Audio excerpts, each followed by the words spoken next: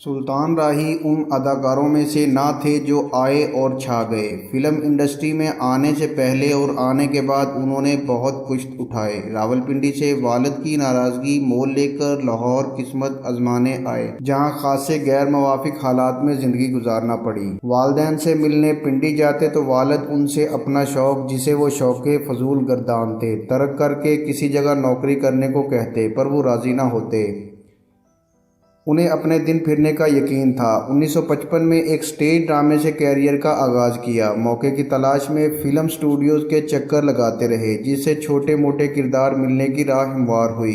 باغی ان کی پہلی فلم تھی۔ پی ٹی وی کے سابق پروڈیوسر اور نامور براڈ کاسٹر عارف وقار نے اسکول کے زمانے میں اوپن ایئر تھیٹر میں سلطان راہی کو ایک ڈرامے میں اداکاری کرتے دیکھا تھا۔ ان کے بقول سلطان راہی کو اردو کی اس ڈرائنگ روم کامیڈی میں دیکھنے کے بعد کوئی تصور بھی نہیں کر سکتا تھا کہ درست شین کاف کے ساتھ ایسی نستعلیق زبان بولنے والا یہ نوجوان ایک روز خون آلود گنڈاسوں اور گولیاں اگلتی کلاشن کوفوں والی جدال و قتال سے بھرپور پنجابی فلموں کا سپر سٹار بنے گا۔ 60 کی دہائی کے دوران سلطان راہی فلموں میں کام کرتے رہے، لیکن انہیں انڈسٹری میں کوئی خاص مقام نہ مل سکا۔ اس سفر میں ان کی حوصلہ شکنی بھی ہوئی۔ ایک معروف پروڈیوسر نے یہ تک کہہ دیا کہ تم اداکار نہیں بن سکتے۔ یہ سن کر سلطان راہی کا دل ٹوٹ گیا۔ اس کے باوجود سلطان راہی نے ہمت نہ ہاری۔ رفتہ رفتہ ان کے لیے بہار کے امکانات روشن ہونے لگے۔ سلطان راہی کو 70 کی دہائی میں فلم بابل میں اہم کردار ملا۔ اس کے بعد فلم بشیرہ کو بہت پذیرائی حاصل ہوئی۔ 1975 میں وحشی جٹ کی بھرپور کامیابی سے سلطان راہی کو بہت سی شہرت حاصل ہوئی۔ پھر 1979 میں فلم مولا جٹ کی بے مثال کامیابی نے ان کے کیریئر کو پر لگا دیا۔ اس فلم نے مقبولیت کے سارے ریکارڈ توڑ دیے۔ مولا جٹ میں سلطان راہی کا یہ ڈائیلاگ زبان زد عام ہوا، مولے نو مولا نہ مارے تے مولا نہیں مار سکتا۔ سابق صدر آصف علی زرداری سے ایک دفعہ ان کے سیکیورٹی کے بارے میں پوچھا گیا تو انہوں نے جواب میں مذکورہ ڈائیلاگ سنا دیا۔ مولا جٹ میں مصطفیٰ قریشی نے نوری نت کا یادگار کردار ادا کیا۔ ان کا یہ ڈائیلاگ بہت مشہور ہوا، نواں آیا ہے سونیاں۔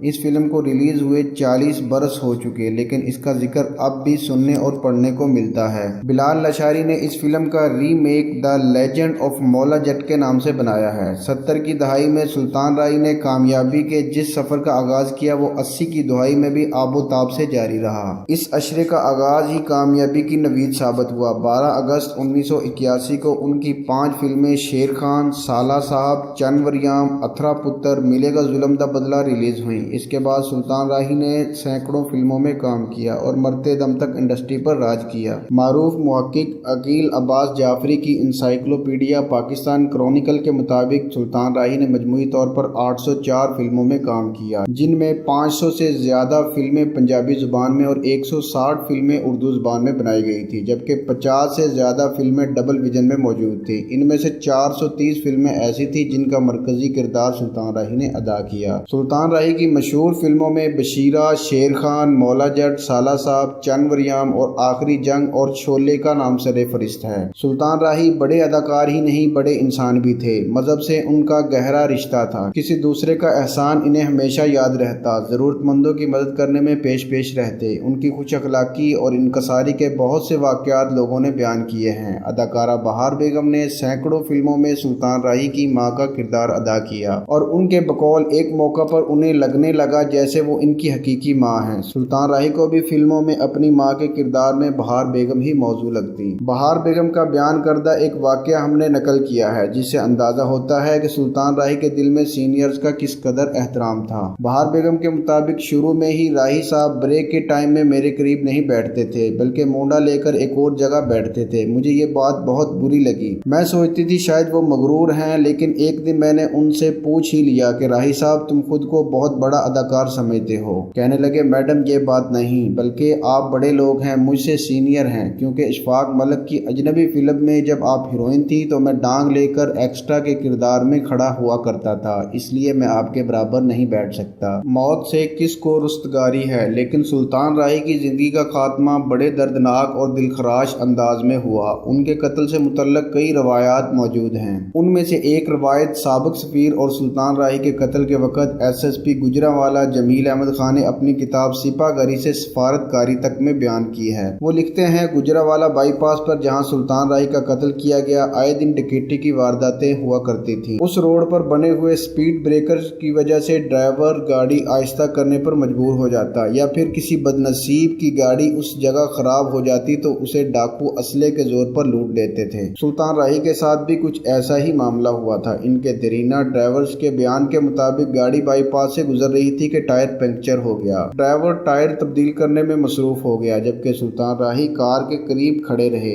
اتنے میں کچھ ڈاکو نمودار ہوئے اور ایک نے پستول راہی صاحب کے گلے پر رکھ دیا۔ فطرتاً یا عادتاً فلمی سٹائل میں سلطان راہی نے پستول کی نالی پکڑ لی، جس پر ڈاکو نے گھبراہٹ میں گولی چلا دی، جو سلطان راہی کے نرخرے سے پار ہو کر گردن کی دوسری جانب نکل گئی اور ان کی موقع پر ہی موت واقع ہو گئی۔ یقیناً اس کیس کی تفتیش میں عرق ریزی کی ضرورت تھی، لہٰذا میں نے جائے وقوع پر ہی شامیانہ لگا کر ڈیرا لگا لیا۔ گجرانوالہ کی تاریخ میں پہلی مرتبہ فوجی حکام سے رابطہ کر کے ایبٹ آباد سے سوراخ رساں کتے منگوائے گئے، جن کی مدد سے ایک ملزم کی گرفتاری عمل میں آئی۔ کیس کی اہمیت اور حساسیت کے باعث چند ہی دنوں میں اس کی تفتیش لاہور کرائم برانچ کے حوالے کر دی گئی، جو کہ پیشہ ورانہ اعتبار سے درست فیصلہ تھا۔ کرائم برانچ کے پاس جتنے وسائل اور ذرائع ہوتے ہیں، اس کی وجہ سے سیاسی لوگوں کے ملوث ہونے کی بھی تحقیقات کرنا آسان سمجھا جاتا ہے۔ لیکن سلطان راہی قتل کیس میں صرف ڈاکو کی فائرنگ کو ہی مد نظر نہیں رکھا گیا، بلکہ ان کی سیاسی لوگوں سے ملاقات کو بھی بہت اہمیت دی گئی۔ ایک بات اور واضح کر دوں کہ اس وقت پاکستان پیپل پارٹی کی حکومت تھی اور میرا تعلق بھی بنیادی طور پر سندھ سے تھا۔ ایسے میں اس کیس کو کرائم برانچ کے حوالے کرنے کا فیصلہ ہر اعتبار سے درست تھا۔ لیکن یہ بھی حقیقت ہے کہ جس سمت میں ہم تحقیقات کو لے کر جا رہے تھے، اس ضمن میں ایک ملزم کو گرفتار بھی کیا گیا۔ کرائم برانچ کی تفتیش بھی اسی سمت میں آگے بڑھی اور ایک اور ملزم کو گرفتار کیا گیا، چلان پیش ہوا اور ملزمان کو سزا بھی ہوئی۔ سلطان راہی کے بیٹے حیدر سلطان نے فلموں اور ٹی وی ڈراموں میں اداکاری کی، لیکن وہ اس میدان میں اپنا کوئی خاص رنگ جمانے میں کامیاب نہ ہو سکے۔ ناظرین، میں امید کرتا ہوں آپ کو آج کی ویڈیو پسند آئی ہوگی۔ اگر ویڈیو پسند آئی ہو تو اس ویڈیو کو لائک اور شیئر کرنا مت بھولیے گا، اور نیچے کمنٹ باکس میں اپنی قیمتی رائے بھی ضرور دیجیے گا۔ ملتے ہیں اگلی ویڈیو میں ایک نئے ٹاپک کے ساتھ، تب تک کے لیے مجھے دیں اجازت۔ اللہ حافظ۔